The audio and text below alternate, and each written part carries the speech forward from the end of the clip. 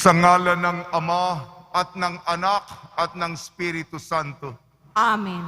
Ang pagpapala ng ating Panginoong Hesukristo, ang pag-ibig ng Diyos Ama at ang pakikipagkaisa ng Espiritu Santo naway suma inyong lahat.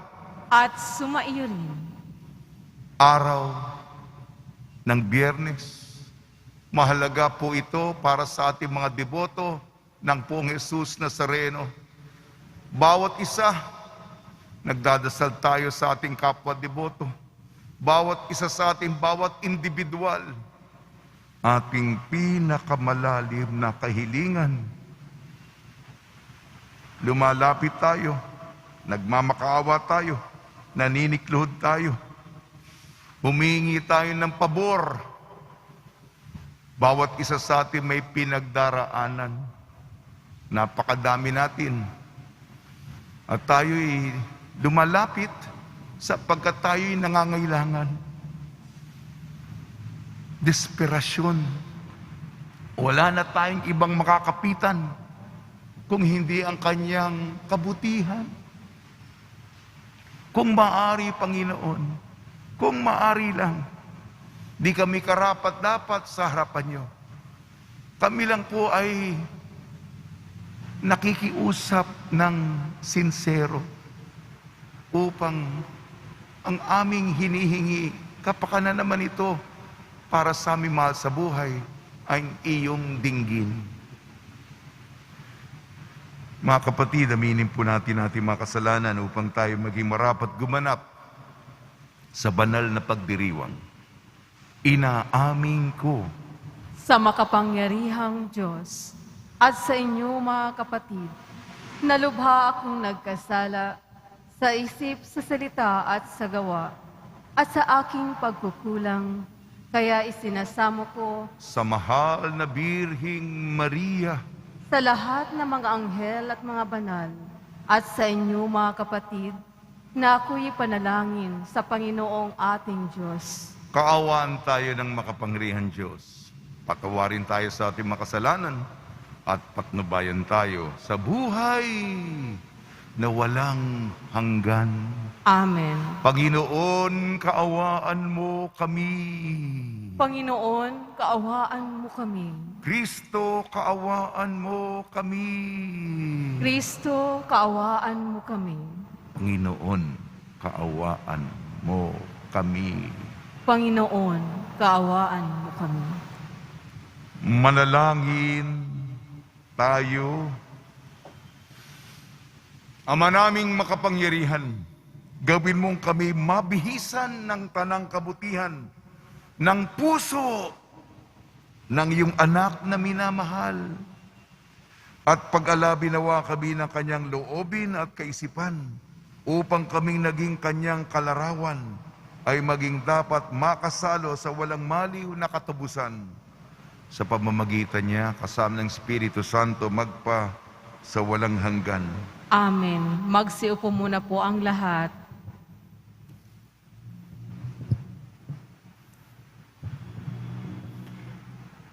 Pagbasa mula sa unang aklat ng mga hari. Noong mga araw na iyon, si Elias ay sumapit sa Horeb na bundok ng Diyos. Pumasok siya sa isang yungib at doon nagpalipas ng gabi. Walang ano-ano'y nagsalita sa kanya ang Panginoon.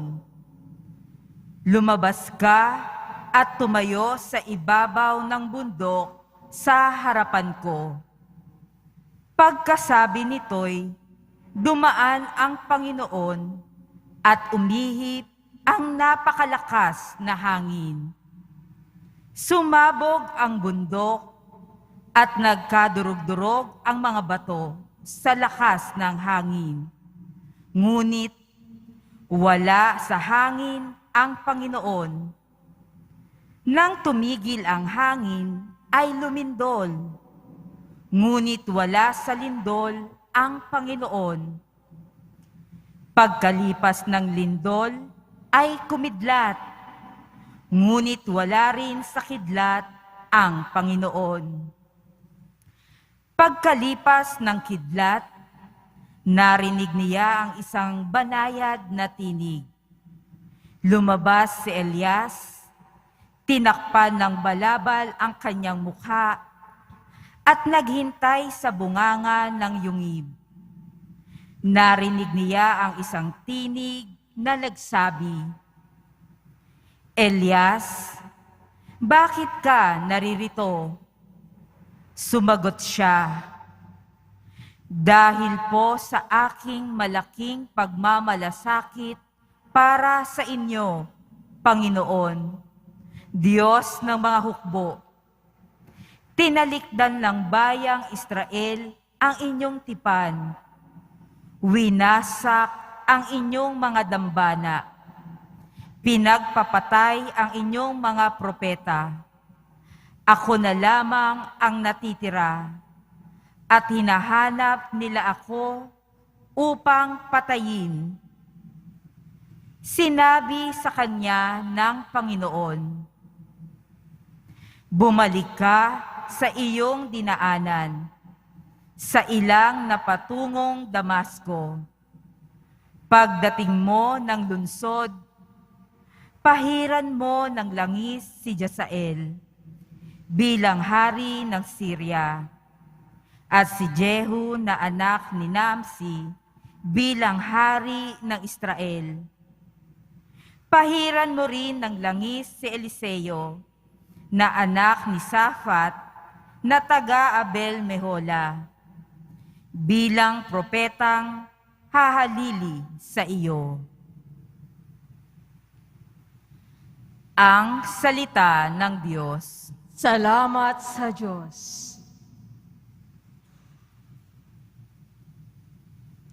Sa ganda mo't kabutihan, kami iyong liwanagan. Sa ganda mo't kabutihan, kami iyong liwanagan. O Diyos, ako'y dinggin sa aking pagtawag. Lingapin mo ako sa aking mahabag.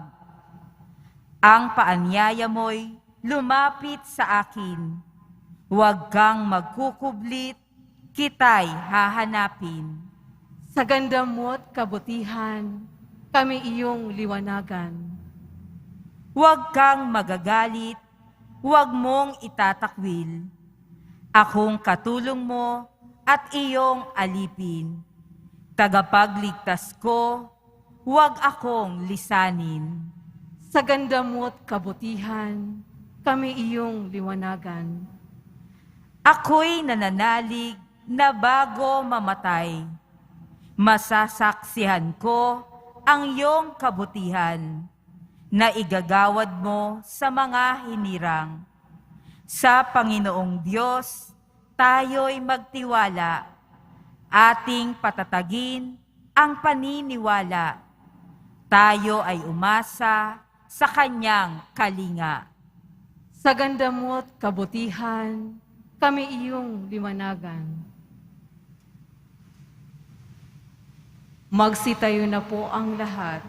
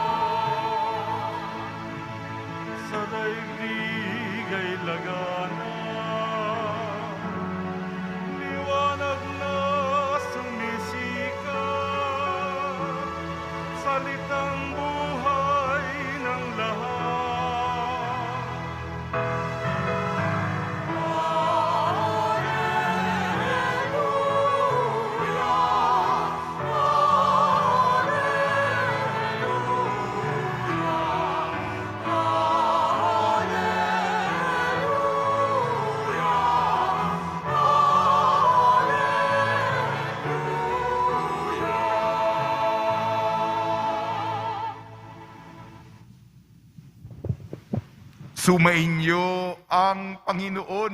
At sumaiyo rin. Ang mabuting balita ng Panginoon ayon kay San Mateo. Papuri sa iyo, Panginoon. Noong panong yun, sinabi ni Jesus sa kanyang malagad, narinig ninyo na nung unay iniutos sa mga tao, huwag kayong makikiapid. Ngunit kayo sinasabi ko sa inyo, ang sino mang tumingin na may mahalay na pagnanasa sa isang babae, sa isip niya'y nakiapid na siya sa babaeng iyon. Kung ang mata mo ang siyang nagiging sanhi ng iyong pagkasala, dukutin mo ito at itapon. Sapagkat mabuti pang mawala ka, ang isang bahagi ng katawan mo kaysa buong katawan mo ay itapon sa impyerno. Kung ang iyong kamay ang siyang naging sanhi ng iyong pagkakasala, putulin mo at itapon mo. Mabuting mawalang ka pa ng isang bahagi ng katawan kaysa ang buo mong katawan ay matapon sa impyerno. Sinabi rin naman, kapag pinaghiwalay ng lalaki ang kanyang asawa, ito'y dapat niyang bigyan ng kasulatan ng paghihiwalay. Ngunit ngayon, sinasabi ko sa inyo, kapag pinahiwalay ng isang lalaki ang kanyang asawa nang hindi mang ito nangangalunya at ito'y nag-asawang muli, ang lalaking iyo'y nagkasala. Itinulak niya ang kanyang asawa sa pangangalunya. At sino mang mag-asawa sa babaeng hiniwalayan ay nangangalunya din. Ang mabuting balita ng Panginoon. Pinupuri ka namin, Panginoong Hesukristo. Magsiupo muna po tayong lahat. Ngayong araw ng Biyernes tayo'y dumalapit at pinipresenta natin ang pinakamalalim na kailangan natin mula sa ating puso, mula sa ating kalooban. Pinabati po namin kayo sa pagpapala, pagbibindisyon, pagbibiyaya, pagkakaloob ng napakaraming grasya mula sa ating napakabait Nuestro Padre Jesus Nazareno. Naikwento ko na po ito. Mahalagang, totoong nangyari. Dadagdagan ko lang po ang detalye. Bagamat gusto kong itago ang kanilang identidad kung sino sila. May katulad natin, katulad ninyo, may isang tatay kamakailan nandito, umiiyak. Bakit siya umiiyak? Bihira po sa mga lalaki ang nakaluhod at umiiyak. Wala na siyang pakialam. Ano man ang sabihin ng tao. Sapagkat ang kanyang anak ay wala ng buhay. Yun ang kahilingan niya para sa kanyang anak sa Senyor. Noong, kahapon? Miyerkules ng hapon. Siyempre dito, ang dami sunod-sunod yung mga pangangailangan ng tao. Dumarating na lang dito. Yung nauna ay may isang pare, Opus Dei. Nilagay natin ang larawan ni San Jose Maria Escriva. Tapos sana, sabi ko, Father, yung isa sa mga kabataan namin, magtatapos na dito sa Santa Catalina. Nandun si Cardinal Advincula. Kung maaari po, Father, ay maghahanda na kami. At dumating nga itong pamilyang ito. Hindi ko, sabi pupunta, pero hindi ko alam kung kailan, kung anong oras. Naalala ko nga pala at pinakilala ko doon sa pare. ang kapangalan pa ng paring taga-Opus Dei, Father Willie Ong. Ito po yung Father, may milagro sa pamilya nila. Anong milagro? Hawak-hawak ng nanay ang kanyang anak. Dala-dala ng nanay, nandun ang tatay at yung isa pang panganay na anak na babae. Father, ang anak ko dati, kataga ng nanay ito, lifeless. Lifeless. Kaya nga, bagamat nagmamadali ako noon, siyempre si Cardinal, naghihintay. Pahintay mo pa yung Cardinal ng Maynila. Boss mo yun. Alam mo na, takot tayo sa mga boss natin. Pero ito'y iba. Binasbasan ko po ng kamay ng Nazareno sapagkat natupad. Alam niyo ba, pari ako. Siyempre, yung mga tinutulugan niyo yung mga sermon, yung mga kahit na yung ebanghelyo. Noon-noon pa yan. Sa malayong lugar pa yan. Alam ko na yan. Narinig ko na yan. Pakinggan niyo yung kahiling mo, Panginoon. Hindi ko kayo sinisisi. Pero, ang ebanghelyo, si Jesus ay totoo. Ang patay nabubuhay. Hindi po invento ko to, hindi po storytelling alay ito. Sabi ng nanay mismo, dala-dala ang kanyang anak. Ang pangalan ng kanyang anak ay Joaquin. Tinanong ko, ano pangalan ng anak? Joaquin. Buhay na buhay. Natutuwa ang nanay, dala-dala.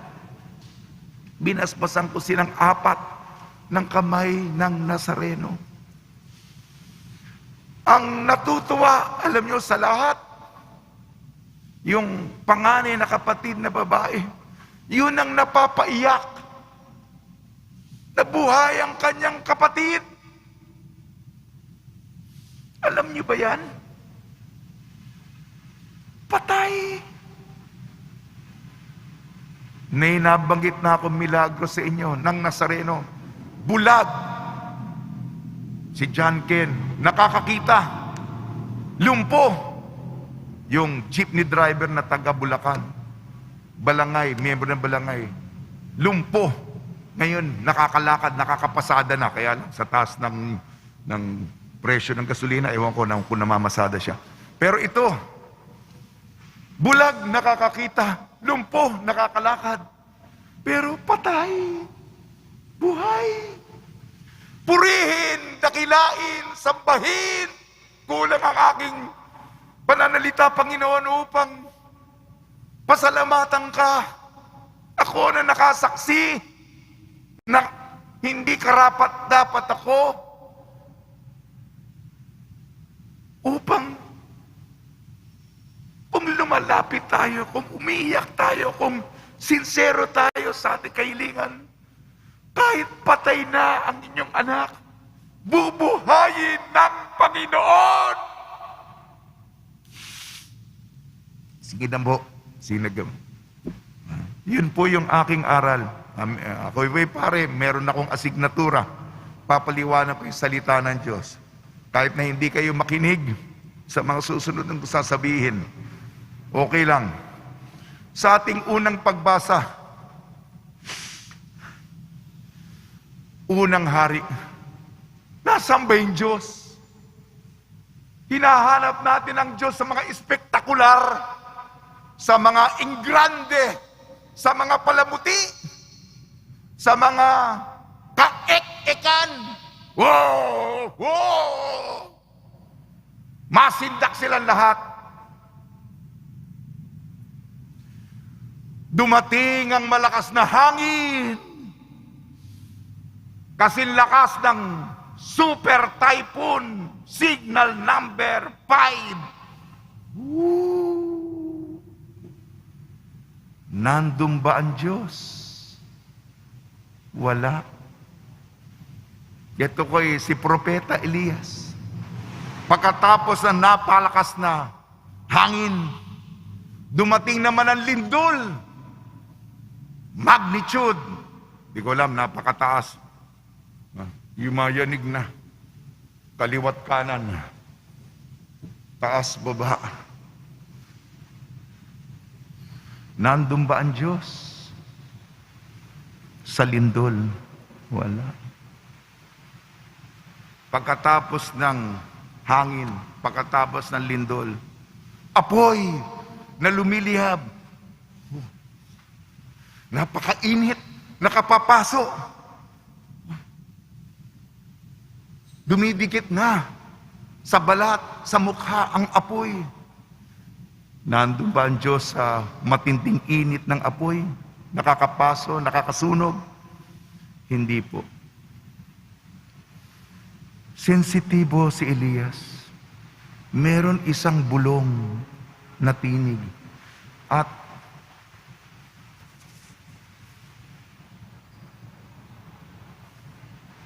nakilala niya ang Panginoon. Sa simple, sa tahimik, sa pabulong, nandyan ang Diyos. Tayong naakit, mga modo, mga pasyon, yung tahimik, yung karaniwan, yung payak, yung ordinaryo. Nandun ang Diyos. Kaya hindi mo napapansin. Hanapin natin. Lahat tayo hinahanap ang Diyos. Unang pagbasa. Sa ating ebanghelyo, ayon kay San Mateo, hindi po ako nagmamalinis. Ako'y taong makasalanan. O Father, kayo rin, bago kayo mag-sermon, tingnan nyo sarili nyo. Pero kailangan ko po ipahayag ang katotohanan. Pinakamahirap itong mag-sermon, ang ika-6 na utos. Huwag kang makikiapid. Nagdadasal po tayo sa pagbubuklod ng pamilya. Ilang bahay na nasira ng kahalayan. Ilang tahanan na ang winarak ng pagnanasa sa babae. Ay, iba na yung panahon ngayon, hindi lang yung pambababae. Panglalalaki na rin. Iba na yung takbo nitong henerasyon na ito. Yung pita ng laman. Hindi natutupad ang mga pangako sa kasal. Pinagpalit, pinag-abandona, matanda na, may mas bata, may mas maganda. Ayun, extramarital affair. May mga relasyon sa iba. Hindi ko na ito patatagalin, mga kapatid.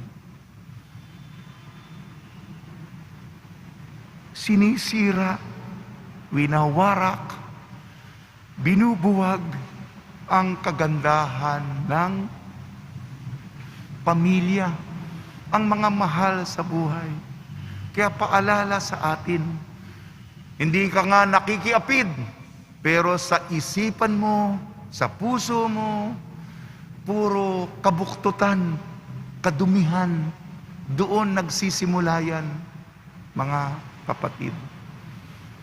At tayo'y lumalapit ngayon, Biyernes ngayon, sa puso ni Jesus. Biyernes, kaya nga unang Biyernes, kamahal-mahal ang puso ni Jesus. Bago itong puso ng pagmamahal, bago itong puso ng generosidad at pagkakawanggawa, isang pusong malinis ito. Ituring natin ang kapwa, lalong-lalo na ang kababaihan, hindi obheto ng ating pagnanasa. Sila'y kapatid. Kapatid na babae, nanay, lola. Alam ko po, mahirap ito. At baka tinakpan na ng ilan sa inyo ang inyong tenga sapagkat yung iba ay nakakulong. Nakakulong yung tanikala ng sexualidad, pagnanasa. Yung kasamaan, hindi ko alam ang sitwasyon, pero tayo po ay nagdadasal kung ikaw ay nakalulon sa bihag ka, sa laman, naakit ka, maganda yan, yung mata mo, nako, ayun, marami kong halimbawa dyan, pero, kung maaari po, pakiusap po, kaya malumanay ako nagsasalita, sapagkat hindi po ko nagmamalinis, hindi po ko talagang pupupukin ang ulo nyo, kundi alang-alang sa mahal nyo sa buhay. Alang-alang sa pinakahahalagahan nyo. Alang-alang sa relasyon natin sa isa't isa. Sa hirap ng pagbubuo, kung itaguyod natin ang ika-6 na utos at lahat ng mga utos ng Diyos, mas gagandang ating pamilyang, ating tahanan, ng ating komunidad. Yun lang po. Ako po'y muli, dinadakila ko ang Diyos, ang Panginoong Jesucristo, na nagsabi, ako ang resurreksyon, ako ang muling pagkabuhay, ako ang buhay. Itong mga katagan ito, nagkakatotoo. Sa pamilyang binaspasan ko, yung sanggol, yung sanggol si Joaquin, buhay siya. Papasalamat yung nanay niya, sapagkat dala-dala niyang patay. Alam niyo ba, di po ako nanay, lalaki po akong natutokso, di po ako naging babae, pero sa mga babae na pinapahalagahan yung sa 9 na buwan, namatay. Sabi niya sa isang pari pa, lifeless ang anak ko, lifeless.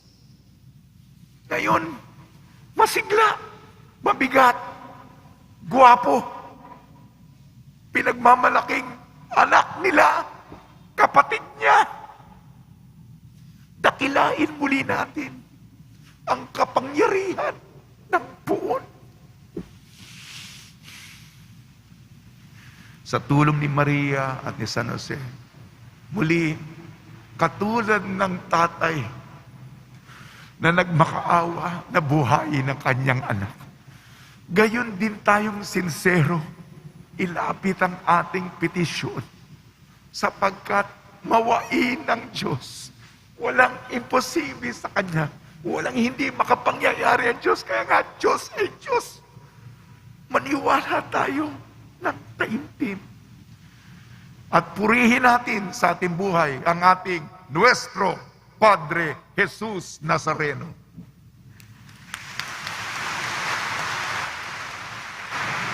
Magsitayo na po ang lahat. Minamahal kong mga kapatid, manalangin tayo sa Diyos na gawin niya tayong ganap sa atin ang kanyang gawain ng pag-ibig at katapatan.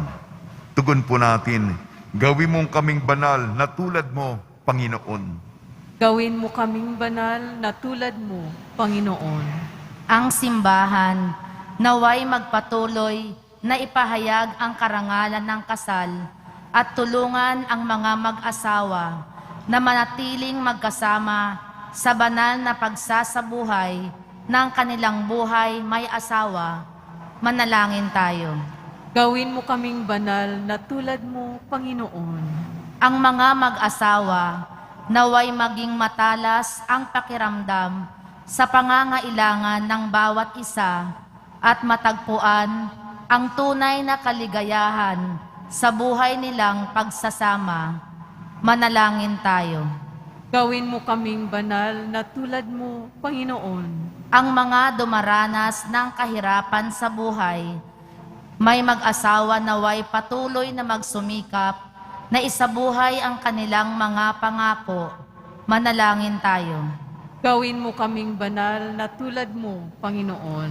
Ang mga may sakit, matatanda, ay nalulumbay, naway makaranas ng pag-aalay ng ating komunidad. Manalangin tayo. Gawin mo kaming banal na tulad mo, Panginoon. Ang mga pumanaw, naway mabigyan ng puwang sa walang hanggang kaharian. Manalangin tayo. Gawin mo kaming banal na tulad mo, Panginoon. Makapangyarihang Ama, ibinigay mo sa amin ang kasal, ang kasal, upang maging tanda ng iyong pag-ibig. Tulungan mo kaming mamuhay sa kapayapaan sa piling ng bawat isa. Hiniling namin sa pamamagitan ni Kristong aming Panginoon. Amen. Magsiupo muna po ang lahat.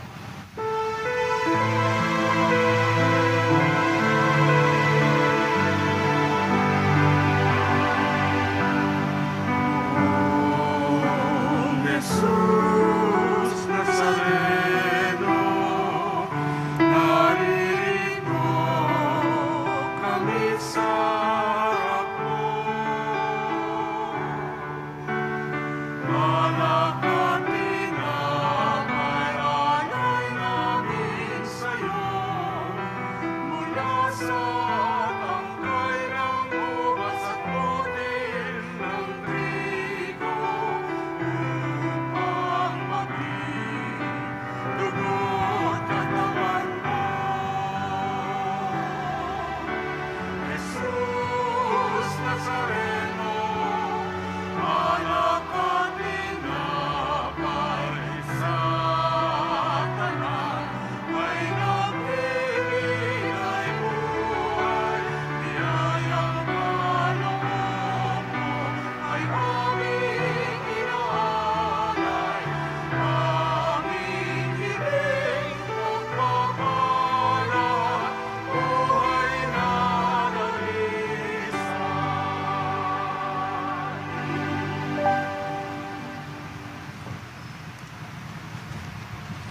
Magsitayo na po ang lahat. Manalangin kayo mga kapatid upang ang ating paghahain ay kalugdan ng Diyos amang makapangyarihan. Tanggapin nawa ng Panginoon itong paghahain sa iyong mga kamay, sa kapurihan niya at karangalan, sa ating kapakinabangan, at sa buong sambayanan niyang banal. Ama naming lumikha, ikaw ay puspos ng awa at pag-ibig sa tanan. At dahil sa iyong pag-ibig na nag-uumapaw, ibinigay mo sa amin ang bugtong mong anak na pinakamamahal. Ipagkalo mo kami makaisa niyang lubusan upang ang pagsamba sa iyo ay marapati naming may alay sa pamamagitan niya kasama ng Espiritu Santo magpa sa walang hanggan. Amen. Sumainyo ang Panginoon. At sumaiyon, Itaas sa Diyos ang iyong puso at diwa. itinaas na namin sa Panginoon. Pasalamatan natin ang Panginoong ating Diyos. Marapat na siya ay pasalamatan. Ama naming makapangyarihan, tunay nga marapat na ikaw ay aming pasalamatan sa pamamagitan ng sa Kristo na aming Panginoon. Dakilang pag-ibig niya ang nagbunsod na maghain ang sarili ng kami matubos. Kaya't pinampok siyang nakabayubay sa krus. Mula sa kanyang tagilirang sinibat, dugo at tubig ay masaganang dumanak. Kaya't sambayanan mo'y dito'y nabanaag. Ito ang sangkatauhang naakit sa puso ng iyong anak na sumasagib sa mga dumudulog sa batis ng kanyang pag-ibig. Kaya kaysa ng manghel na nagsisiawit ng papuri sa iyo nang walang humpay sa kalangitan, kami nagbubunyi sa iyong kadakilaan.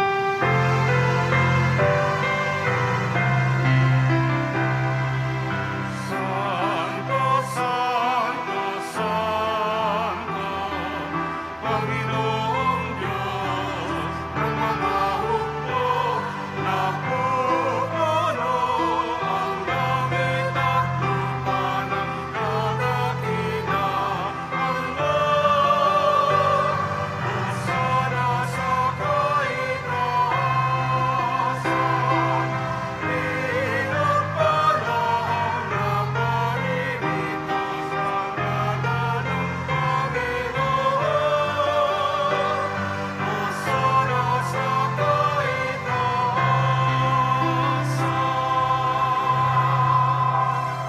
Magsilhod po ang lahat. Ama naming banal, ikaw ang bukal ng tanang kabanalan. Kaya sa pamamagitan ng Espiritu, gawin mong banal ang mga kaloob na ito upang para sa amin maging katawan at dugo ng aming Panginoong Jesucristo. Bago niya pinagtiis ang kusang loob na maging handog, hinawakan niya ang tinapay. Pinasalamatan kanya. Pinaghati-hati niya yun. Iniabot sa kanyang malagad at sinabi, "Tanggapin ninyong lahat ito at kanin. Ito ang aking katawan na ihahandog para sa inyo."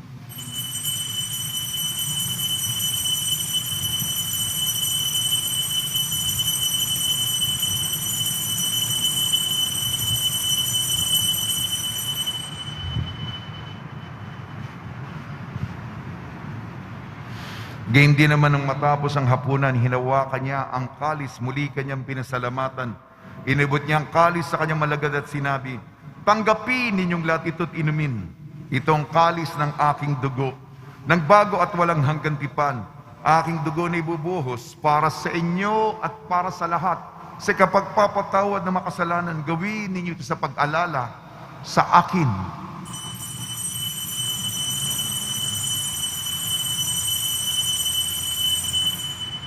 Magsitayo na po ang lahat. Ipagbunyi natin ang misteryo ng pananampalataya. Si Kristo'y namatay, si Kristo'y nabuhay, si Kristo'y babalik sa wakas ng panahon. Ama, ginagawa namin ngayon ang pag-alala sa pagkamatay at muling pagkabuhay ng iyong anak. Kaya't iniali namin sa iyong tinapay na nagbibigay buhay at ang kalis na nagkakaloob ng kaligtasan. Kami nagpapasalamat dahil kami minarapat na tumayo sa harap mo para maglingkod sa iyo. Isinasamo namin kami magsasalo-salo sa katawan at dugo ni Kristo ay mabukod sa pagkakaisa sa pamamagitan ng Espiritu Santo. Ama, lingapin mo yung simbahang laganap sa buong daigdig. Puspusin mo kami sa pag-ibig kaysa ni Francisco na aming Papa at ni Jose na aming Obispo at ng Tanang Kaparian. Alalahanin mo rin ang mga kapatid namin na himlay na may pag-asang sila'y muling mabubuhay. Gayon din ang lahat na mapumanaw. Kaawaan mo sila at patuloyin sa iyong kaliwanagan. Kaawaan mo at pagdapating kami lahat na makasalo sa iyong buhay na walang wakas. Kaysa ng mahal na Birhing Maria na Ina ng Diyos, Nuestra Señora de la Buena Hora. Ng kabiyak na puso niyang si San Jose, kaysa ng mga apostol, ni San Juan Bautista at ng lahat ng mabanal, na namuhay dito sa daigdig ng kalugod-lugod sa iyo. May pagdiwang nawa namin ng pagpupuri sa ikararangal mo sa pamamagitan ng anak na aming Panginoong Jesucristo. Sa pamamagitan ni Kristo kasama niya at sa Kanya, ang lahat ng parangal at papuri ay sa iyo, Diyos amang makapangyarihan, kasama ng Espiritu Santo, magpasawalang hanggan. Amen.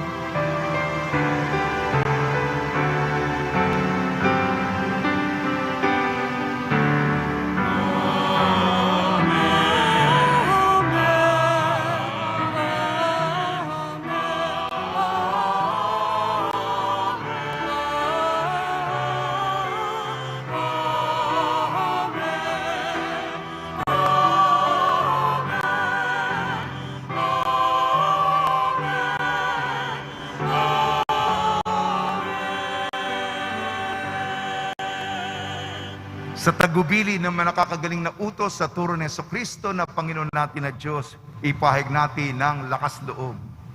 Ama namin, sumasalangit ka. Sambahin ang ngalan mo.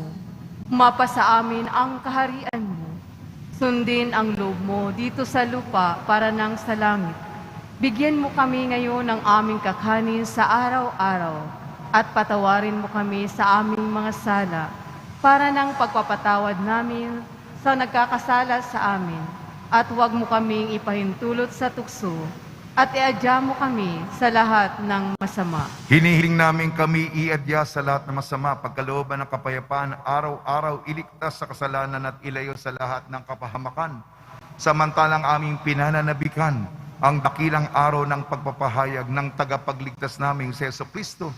Sapagkat iyo ang kaharian at ang kapangyarihan at ang kapurihan magpakailanman. Amen. Panginoon sa Kristo, sinabi mo sa mga apostol, kapayapaan ang iniiwan ko sa inyong aking kapayapaan, ibinibigay ko sa inyo, tungyan mong aming pananampalataya at huwag ang aming mapagkakasala. At pagkalooban mo kami na kapayapaan at pagkakaisa, ayon sa iyong kalooban, kasama ng Espiritu Santo, magpasawalang hanggan. Amen. Mga kapatid, mga kaibigan, sa inyo po ang kapayapaan ng ating Panginoon. At sumayon. Magbigayan po tayo ng kapayapaan sa isa't isa.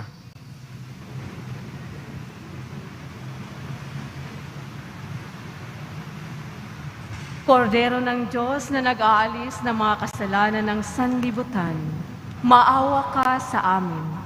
Kordero ng Diyos na nag-aalis ng mga kasalanan ng sanlibutan, maawa ka sa amin. Kordero ng Diyos na nag-aalis ng mga kasalanan ng sanlibutan, ipagkaloob mo sa amin ang kapayapaan. Magsilod po ang lahat. Ito ang kordero ng Diyos, ito nag-aalis ng kasalanan ng sanlibutan, mapalad ang mga inayayahan sa kanyang piging. Panginoon, hindi ako karapat-dapat na magpatuloy sa iyo. Ngunit sa isang salita mo lamang ay gagaling na ako.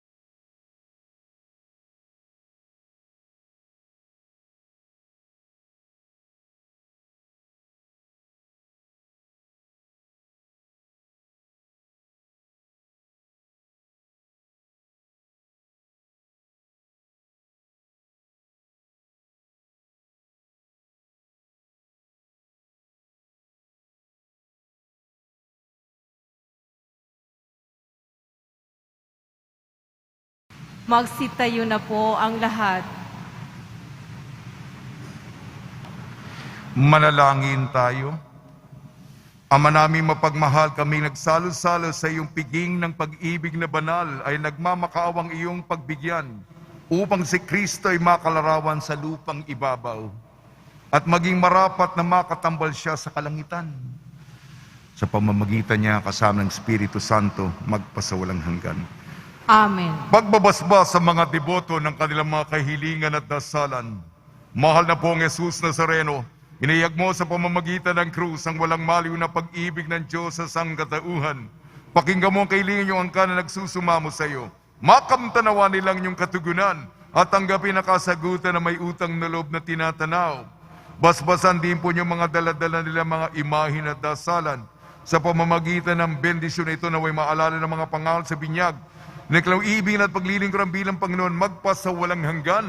Amen. Sumainyo ang Panginoon At sumayon. at pagpalain kayo ng makapangyarihan Diyos, Ama, Anak at Espiritu Santo.